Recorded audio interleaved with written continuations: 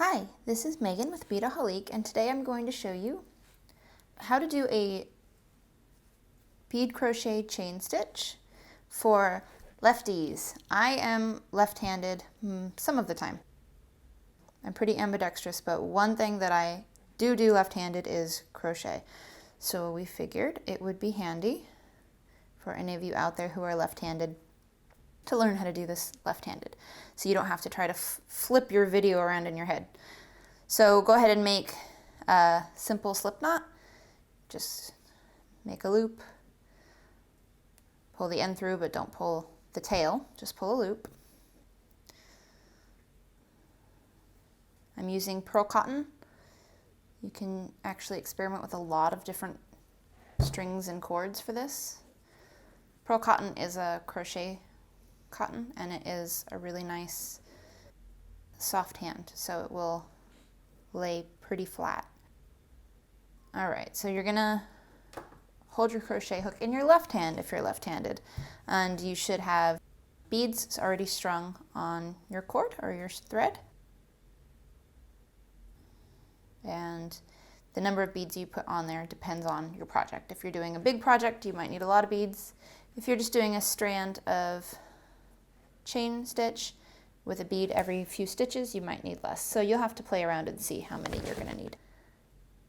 First, you're going to start by doing a standard chain stitch without any beads, and you're going to take your string, bring it around the hook, catch it on with the little hook at the very end, and pull it through the loop. And be careful and do it nice and slow if you're just starting with crochet, so that you don't pull the hook right through. When you're using a tiny, tiny hook like you will with this kind of a medium, it's easy to pull it right through. So go nice and slow. And again, wrap around and pull through. Wrap around and pull through. That's all there is to the chain stitch. And it just gives you this little loopy strand right here. Now to add a bead to this, go ahead and pull a bead down right up next to the hook. Then you're going to wrap around just like normal and pull through. As you can see, it caught the bead in the stitch that time. You can add a bead every stitch. I think chain stitch looks nice with a bead every other stitch or every few stitches. If you're using a small bead, you can actually get your bead to sit right in the middle of the stitch. It's pretty, I'll show you what I mean. So if you bring the bead down, wrap your string around, and pull through the loop.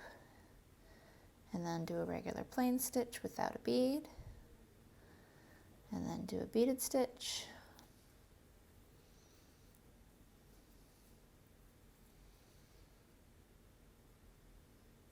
and pull through. Now if you're using a small bead, the beads will usually sit on the edge like this. If you're using a small bead though, you can actually kind of pull the bead into the middle of the stitch.